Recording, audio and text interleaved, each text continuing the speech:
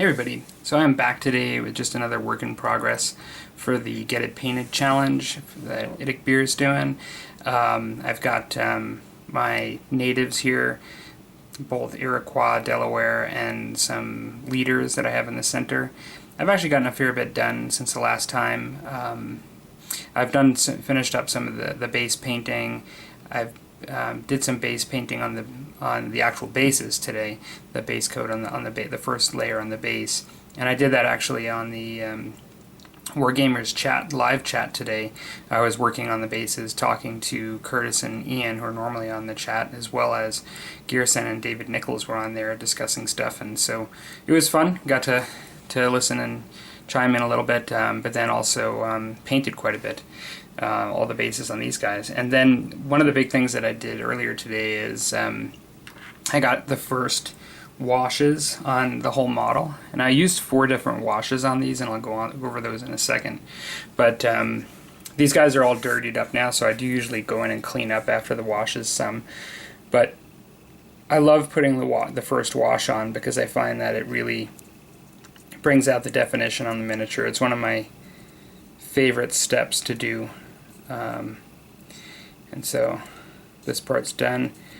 There are some little things I still have to go in and correct every time because these are all very diverse miniatures. Like they're actually painted differently, but even just because they're different tribes and the way I've done them, and the miniatures themselves are very different, and so they don't all just have the same thing. And so there's spots sometimes that I miss, or various things that from miniature to miniature that I have to do differently. And so I still do have to go back and correct some things, but I do love the way they're looking with that first wash.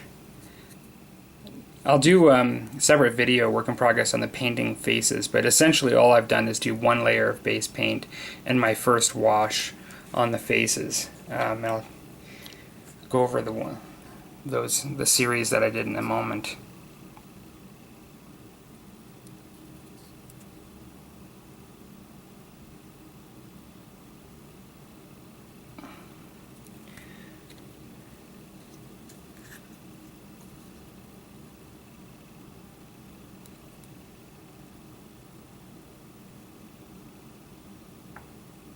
I do like how the Model Air tan on the leggings looks once I actually get a wash on it, because it looked fairly bright when I first put it on there, like definitely brighter than I would want it, but it really tones it down nicely when I get sort of a natural brownish wash on it.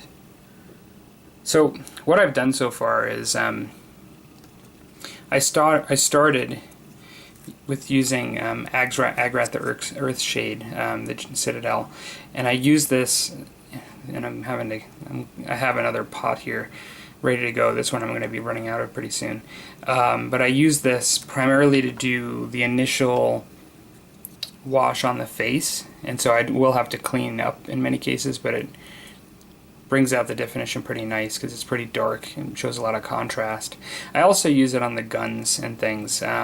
Anything that's steel, like a dagger, like this guy here I believe has a little knife there. So anything that's steel or the gun themselves, I usually just use the Agrax Earthshade on it. And I'll also use Agrax Earthshade, I can't say that really fast, on the base as well as the initial wash. Once I get some more ground cover and some stones and some things down, I do like it for really dark contrast. I think it works really well. For the faces and stuff, I'll actually use other washes later. That'll be the only time I use the Agrax Earthshade on the face. But the next step, the majority of what I used today then was the soft tone by Army Painter War Paints, and so everything that you see on the tan and the Ashabi Bone, which is the other color I used here, was that, as well as on the Gunpowder Horn, not the hair specifically, and the only other thing, like even the reds here, like I basically use the soft tone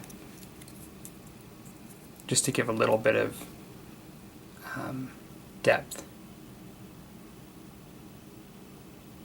but what I didn't specifically use it on, what I decided to use something else on anybody that had these leather, or I should say like darker colored browns on the jackets, I actually used the Strong Tone equivalent, the same brand. There are very few things I use the Strong Tone on, but that was one thing in particular with these, like anything that I had this dark brown, like this, this is actually not, I think it's snakeskin leather, snakebite leather by Citadel, and I actually use the darker ink for that. For the whites and the hair up here, what I ended up using for that was my tried and true Vallejo Model Wash Gray, which I absolutely love this stuff. I don't know of any product, I'd be interested if somebody else knows one, but I don't know of any product that's similar to this. I've never come across a gray wash that works like this. It just is excellent stuff. Highly recommend it. And so just to give you another image there. So all that, the little sort of darker recesses in the hair there were because of that wash. I did the same on the leader here. It's fairly subtle, but it gives you a little bit of depth on it. I actually had to put a fair bit on this headdress here.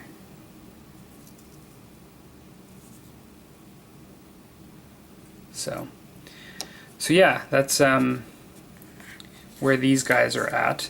And so next up, I'll just be working on some details, but then I'll likely, after I just finish up some additional details that I've missed or need to get to, I'm going to work on the skin in particular, and I'll likely do like a work in progress video just on doing the skin, just to show the various stages I go through, starting from where I'm at now, which is just a layer of base paint. The darkest shade that I'm using with then the Agrax Earth shade on it. And I'll likely be done with these guys fairly soon. What I think I'm going to do, another thing I did today is I actually drilled out the barrel a little bit in for this cannon. I used my Dremel and did that. And that was based on a comment from Ruinsmith, I believe is the gentleman's channel that left some good tips. And yeah, like once you mentioned that, because I've drilled out bolters for Space Marines, but I never even really thought about doing this, and it just made complete sense once he mentioned it. I didn't even think of it, and so yeah, I used my Dremel for that, and that was pretty easy. But I think I'm going to do a bonus part for this Get It Painted challenge, and I'm going to do this crew that I showed.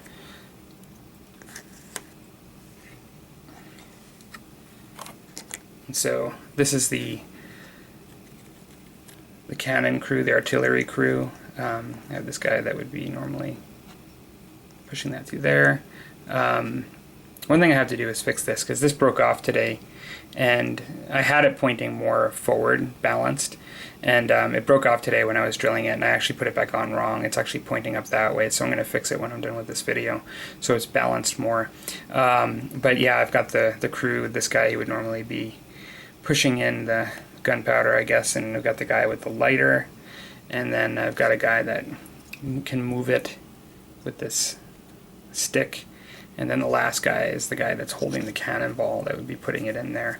I'm likely going to buy another one of these crew for a couple of reasons. I'll be getting some more cannon for the British, not a whole lot more, but a little bit more. But in the rules for Musket and Tomahawks, the distance you can move the cannon without a limber or handle it, and how you can handle it, is based on the number of live crewmen you have for the cannon. And so you're moving somewhat optimal at 4 or 5 with a size cannon like this, 4 or 5 guys.